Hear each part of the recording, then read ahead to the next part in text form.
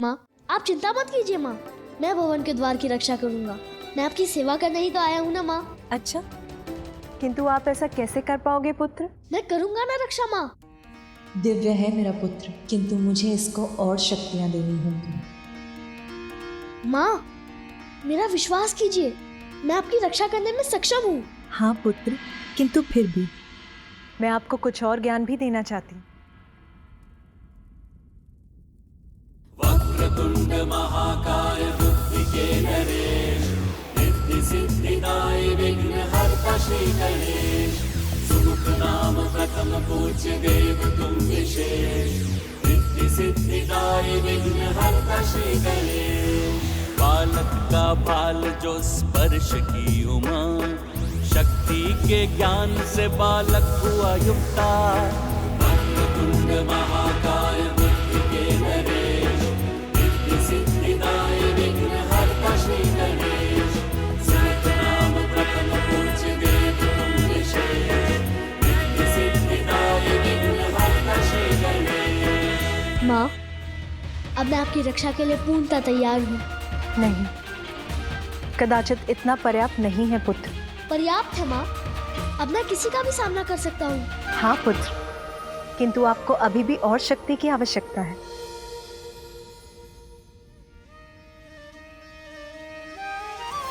अद्भुत बालक परमा प्रेम लुटाती, प्रथम देवता जग में उसे बनाती।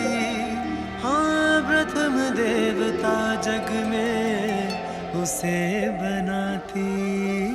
जय प्रथम देवा श्री गणेश, जय विघ्न हरता श्री गणेश। जय प्रथम देवा श्री गणेश, जय विघ्न हरता श्री गणेश। जय गणेश, जय गणेश, जय गणेश देवा।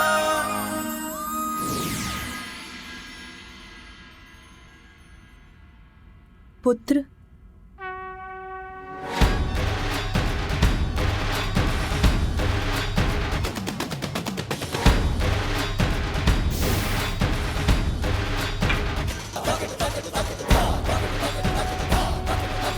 धन्यवाद माँ। अब आपके पास युद्ध कौशल का ज्ञान, शक्ति और अत्यंत शक्तिशाली अस्त्र भी है।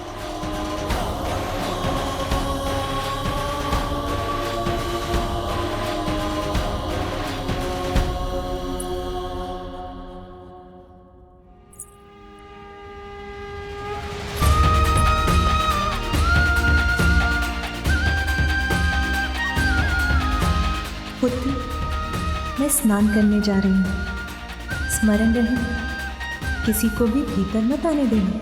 मैं वचन देता हूँ माँ, किसी को भी भीतर आने नहीं दूंगा।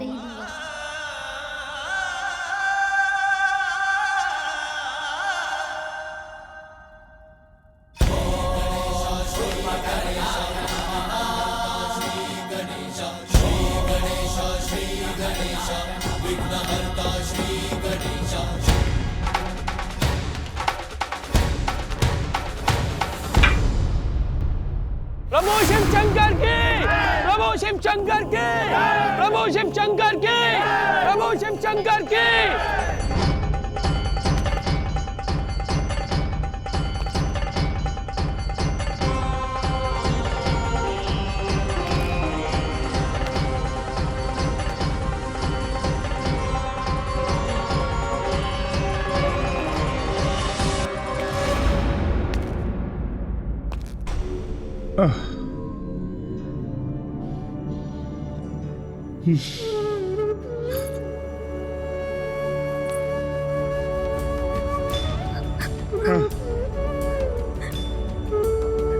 अब और विलाप करने से क्या लाभ प्रिय ध्वजिनी? जो मैंने किया उसका दंड मुझे मिला। मत रो, शांत हो जाओ। मैं आपके लिए नहीं, पार्वती नंदन का विचार कर रो रही हूँ। मैंने कहा था आपको वहां मत जाइएगा, किंतु आपने मेरी एक ना सुनी।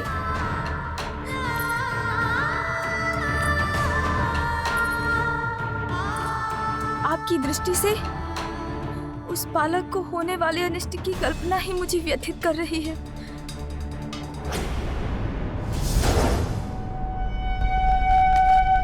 प्रभु शिव शंकर की, प्रभु शिव शंकर की, प्रभु शिव शंकर की, प्रभु शिव शंकर की, प्रभु शिव शंकर की, प्रभु शिव शंकर की, प्रभु शिव शंकर की, प्रभु शिव शंकर की, प्रभु शिव शंकर की, प्रभु शिव शंकर की, प्रभु ठहर जाइए।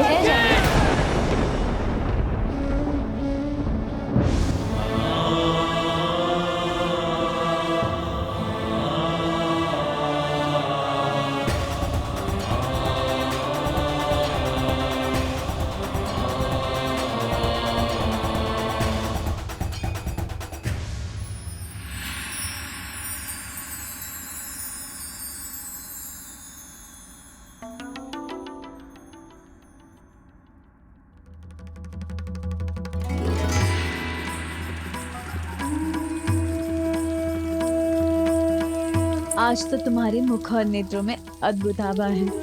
कौन से विचार घुमड़ रहे हैं तुम्हारे मन में?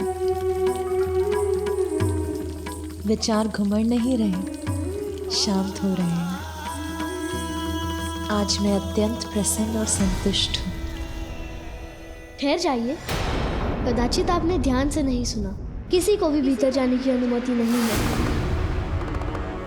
यहाँ तक आए हैं, ये तो बताइए, है कौन आप?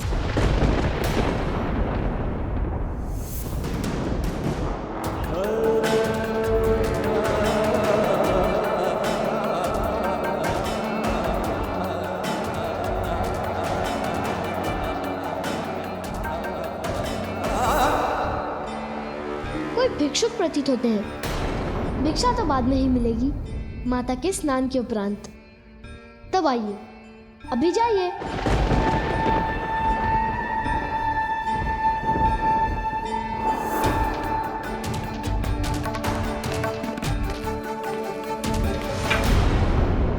सुना नहीं आपने? जाइए अभी।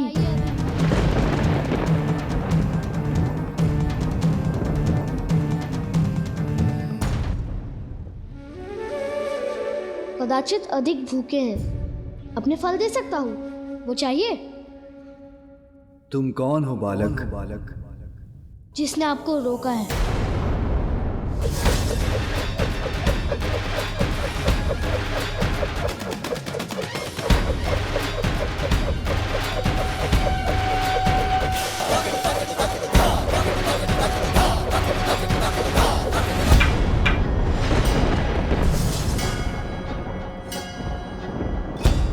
रक्षक हूँ यहाँ का, रक्षक हूँ यहाँ का, रक्षक हूँ यहाँ का, रक्षक हूँ यहाँ का।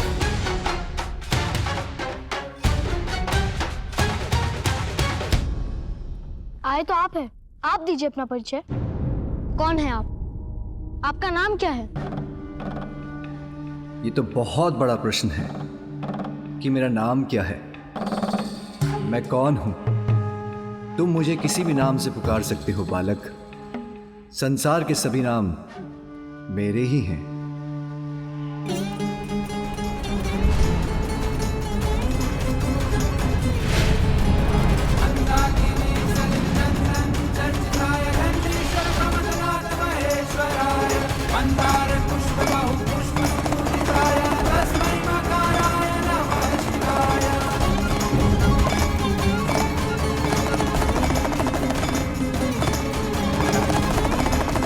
कैसी विचित्र ध्वनि है ये।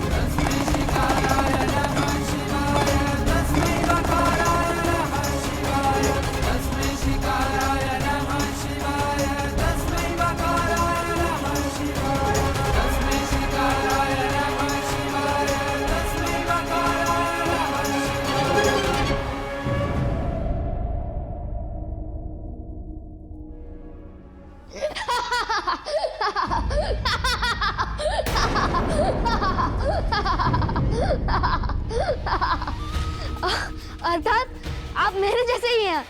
अब तक मेरी माँ ने भी मुझे कोई नाम नहीं दिया है।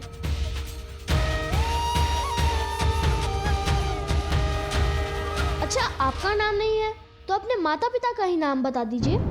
मेरे कोई माता पिता नहीं है बालक।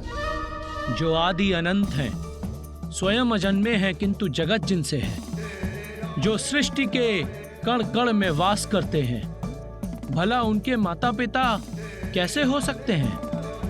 ओह, तो आपके माता पिता भी नहीं हैं। समझा, दुखद है। अच्छा, कोई निवास तो होगा आपका? कहाँ रहते हैं आप? सर्वत्र वास करता हूँ, सर्वत्र वास करता हूँ, सर्वत्र वास करता हूँ, सर्वत्र वास करता हूँ। धरती, यहाँ तक कि शमशान, सब मेरे ही घर हैं। ऐसा कोई एक घर नहीं जो मुझे बांध सके।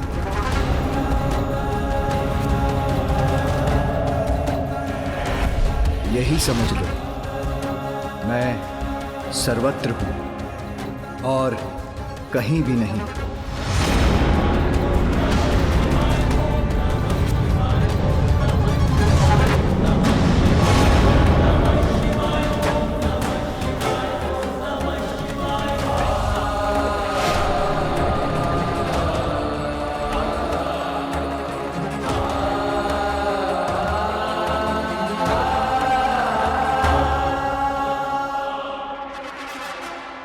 जय शिव शंकर, जय शिव शंकर।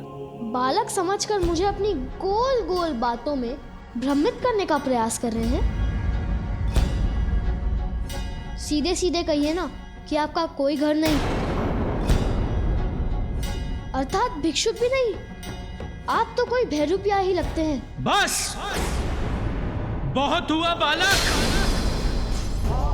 जो संसार को सब कुछ देते हैं, उन्हीं को कभी तुम भिक्षुक, कभी बहरूपिया बुला रहे हो। ये देते हैं संसार को। बालक अवश्य हूँ, किंतु मूर्ख नहीं कि जो आपने कहा वो मैं मान लूं। वस्त्र के स्थान पर पशु चर्म से अपना तन ढकते हैं। रहने के लिए कोई घर नहीं। नाम पूछो तो कहते हैं सभी नाम मेरे हैं। अब ऐसी बात करने वाले को भैरूपिया नहीं तो और क्या कहूँ, और क्या कहूँ, और क्या कहूँ।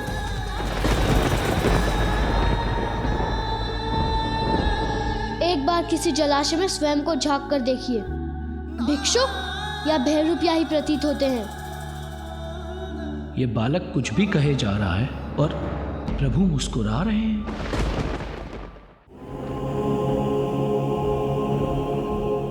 इतनी घनी जटाएं हैं आपकी, कभी केश नहीं सवारे क्या?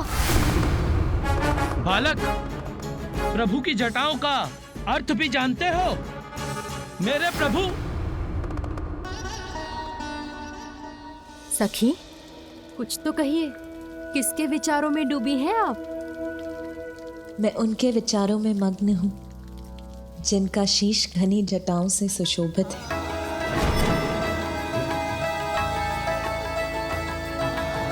जो उनकी शेष पवित्रता का प्रतीक है, जिनकी उन जटाओं से होकर तो स्वयं परम पावन देवी गंगा की निर्मल जल धारा प्रवाहित होती है।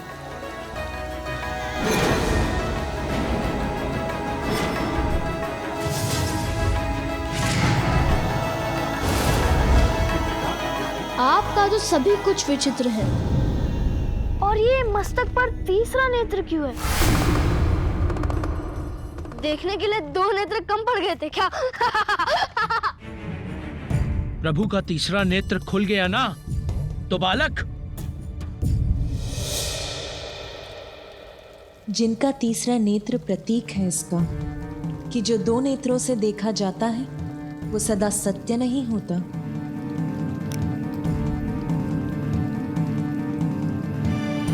जीवन के परम सत्य को ज्ञात करने के लिए तो अंतरात्मा की सूक्ष्म दृष्टि की आवश्यकता होती है। वही सूक्ष्म दृष्टि तो प्रदान करता है तीसरा नेत्र। इन्हें और सच्चा ज्ञान? यदि ज्ञानी होते तो अपने गले में सर्प लपेटे क्यों घूमते? मुझे तो लगता है कि ये कोई बुद्धिहीन प्रतीत होते हैं। जिनके तन पर लिपटा सर्प उनकी कुंडलिनी शक्ति के जागृत होने का प्रतीक है। वो जो चेतना से परिपूर्ण है और सर्प को अपने तन पर अपनाकर ये संदेश भी देते हैं कि बुरे की बुराई का अंत भी प्रेम से किया जा सकता है। विषधर को भी यदि हृदय से अपनाओ तो वो भी सच्चा साथी बन जाता है। और तन पर ये पशु चर्म क्यों धारण कर रखी है?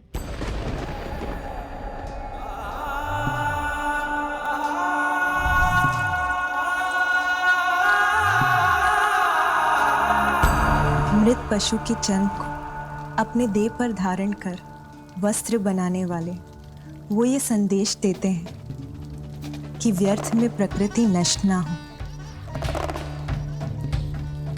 प्रकृति का सम्मान हो, उससे जुड़ाव रहे। मृत शत्रु के चर्म को धारण करना तो उसका भी सम्मान है। प्रत्येक जीव को संभाव से देखते हैं।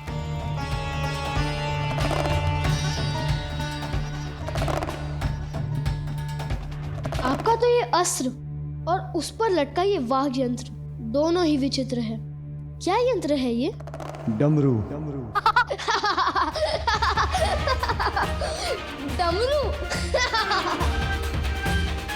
आपके तो इस यंत्र का नाम भी विचित्र है, डमरू।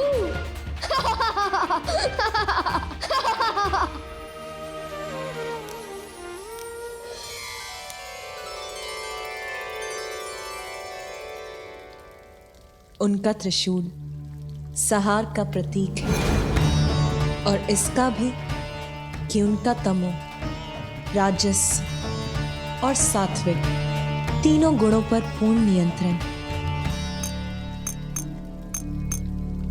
उनके डमरू का आकार तो अनंत का ही स्वरूप है, जिनके नाद से ब्रह्मांड का, ब्रह्म अक्षर का, स्वर का व्यंजन और समस्त संसार का जन्म हुआ है।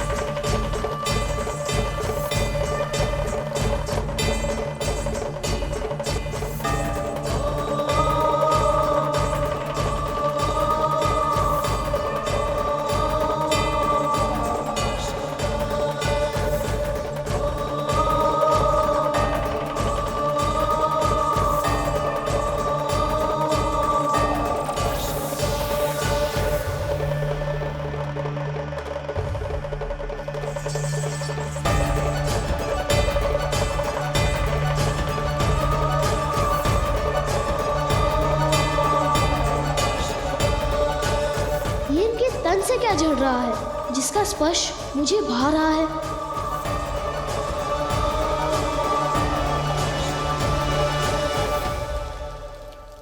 उनके तन पर भस्म का भी गूढ़ रहस्य है। भस्म तो वो है जो अनश्वर है, वो विभूति है जो हमें बोध कराती है कि जो जन्मा है उसे एक दिन भस्म भी होना है, और भस्म होने के साथ नश्वरता का भी अंत होता है। इसीलिए भस्म ही वास्तविक ऐश्वर्य की प्रतीक है।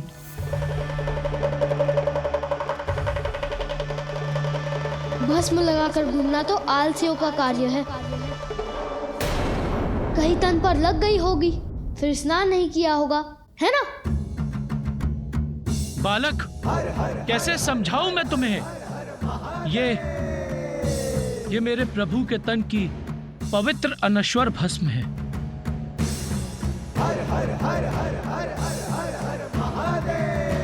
अच्छा बालक, बहुत हुआ वार्तालाप, हमें भीतर जाने दो। जाने दो?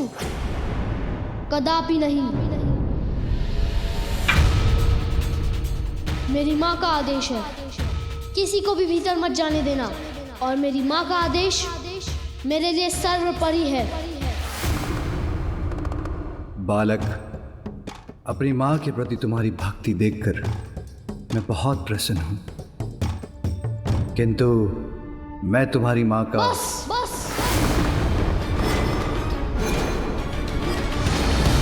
बस भिक्षुक, बस। अब मैं आपके मुख से एक भी शब्द नहीं सुनना चाहता। मैंने जो कह दिया सो कह दिया। किसी को भी भीतर जाने की अनुमति नहीं है। बालक, तुम हमें नहीं जाने दोगे तो हम बलपूर्वक जाएंगे।